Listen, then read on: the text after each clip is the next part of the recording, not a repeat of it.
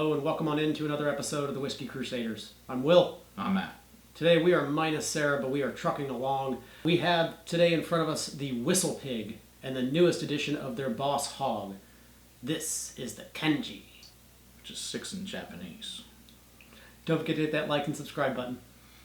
Alright, so this is Boss Hog Kanji, which is 6 in Japanese, which is this cool little character here, which is quite neat. This is the Samurai Scientist, which is a 16-year straight rye finished in Umeshu barrels, which is the type of plum wine or cordial, but it can also be made with soaking Japanese apricots and soju.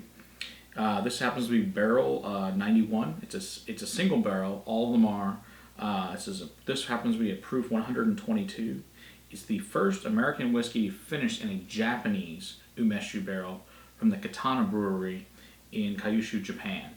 So it's actually kind of cool. So the WhistlePig, they took WhistlePig barrels and then for 11 years soaked the Umeshu in it, and sent those barrels back to WhistlePig.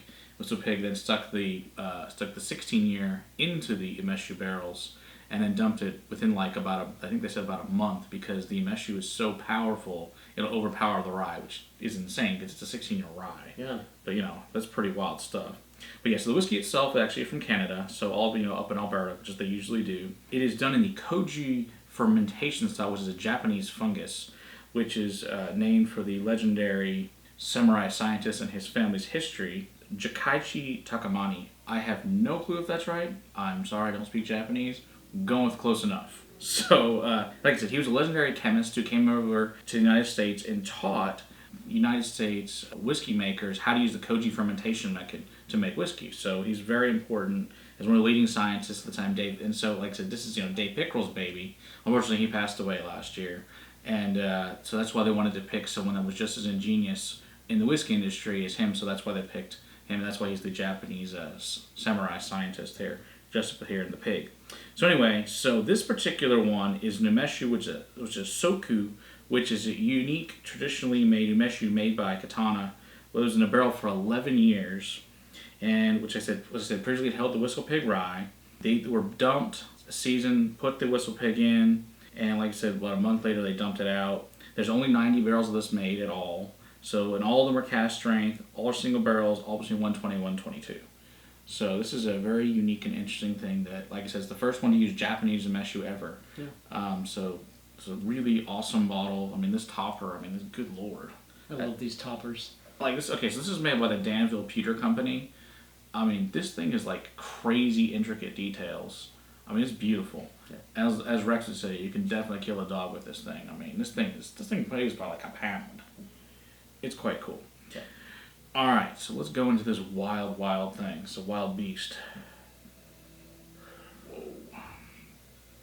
There are berries for days popping out of this glass right behind the rye. This is absolutely a rye, and I get that as the predominant grain, but right behind that are just berries for days. Yeah, it's also heavily floral.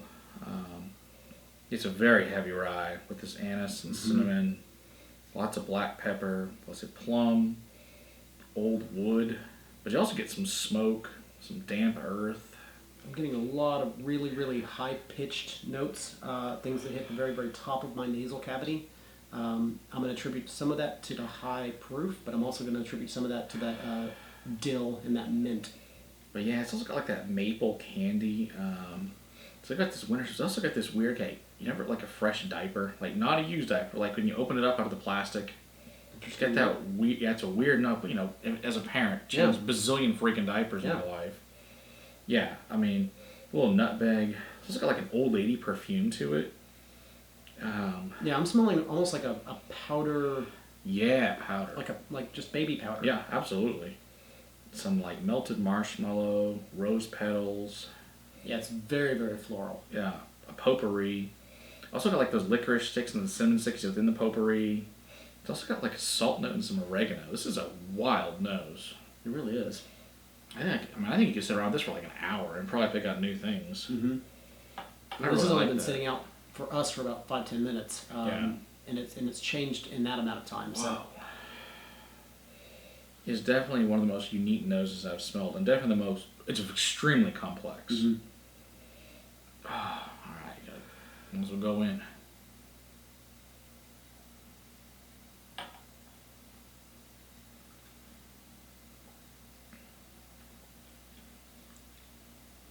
That's a wild, funky adventure. It is, indeed. Whoa. It is big and loud and aggressive. It wants your attention, but it's not overly proof spiky. It's still fairly round. Mm-hmm. Ooh, but there is a lot happening. Oh, wow. The entire time. That plum note Definitely there. really wants to try to dominate. I don't think they were wrong in pulling this that quickly. No, I think that was the right decision. I didn't smell as much of that note as I'm tasting. Agreed, completely. Yeah, it's not on the nose as much. It's definitely on the palate. Yeah, it's also a lot of caramel and vanillas. Mm-hmm. Melted butter on a toast. I think like running over like a French toast. Maple syrup on French toast. Okay. Like a grape jam. Definitely those plums and dates are there. Mm-hmm. Lots of your anise and rye spice. Cinnamon, ginger, salt, pepper, crushed leaves. It's earthy. And it's got this okay, so in the second sip, this smoked meat to it. Ooh. Baking drippings. There's an umami characteristic to this. Very much. Yeah. It's meaty. It's like a port loin wrapped in bacon.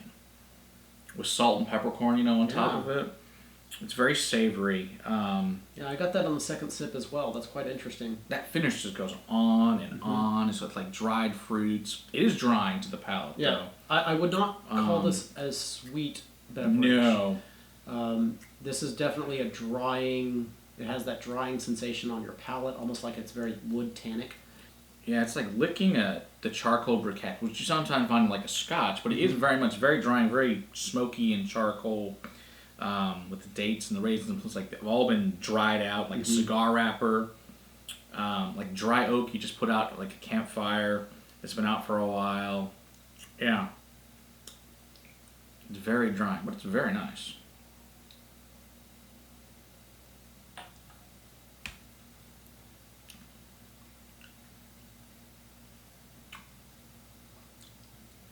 Okay. The water accentuates the sweetness in it. Less of the black pepper, less of the umami, less of that meaty characteristic, and I get more of the plum on the third sip after I added the water. So I don't know if that's a third sip thing or if that was an added the water thing, because the first sip was very, very different than the second sip. So I do feel like the water did change things. It definitely dialed down the proof spike. But I also feel like it took away from some of the palate, how thick and viscous the palate felt the first sip. It did also knock the pepper up a lot. That black pepper ding? Okay.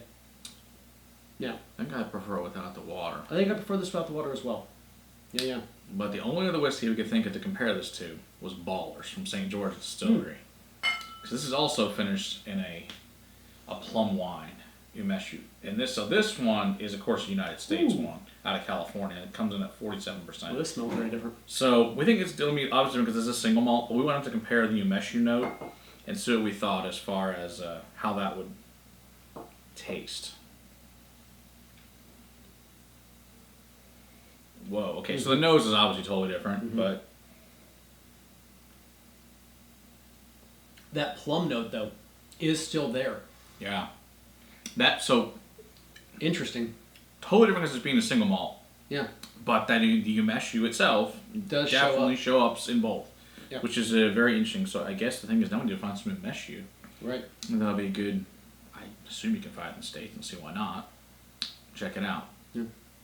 That's cool. Quite delicious. That's a great whiskey. Yeah. That really is good. And it's very, very complicated. There's a lot happening within this guy.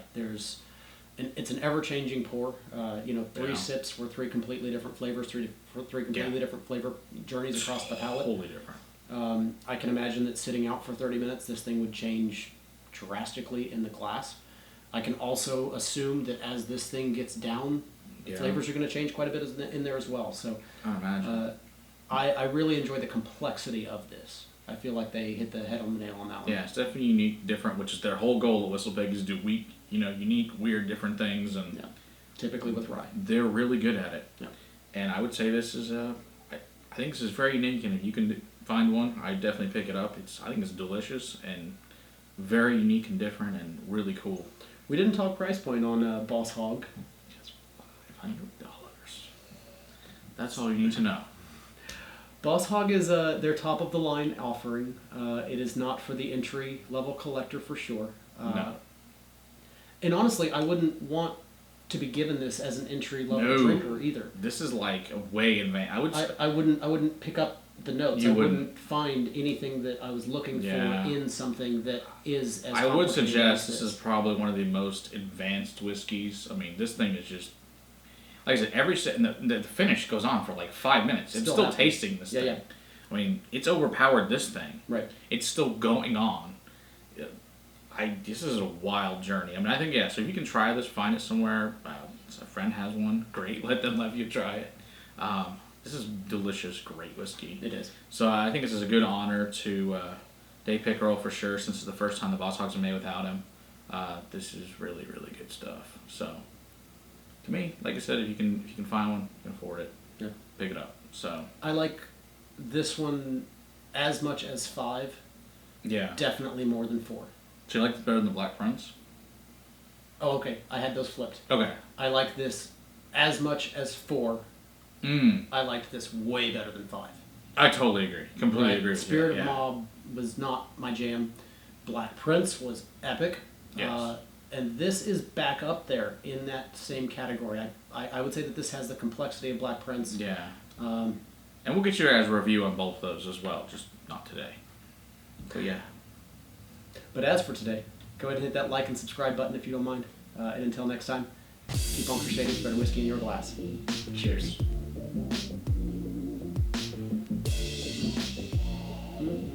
That is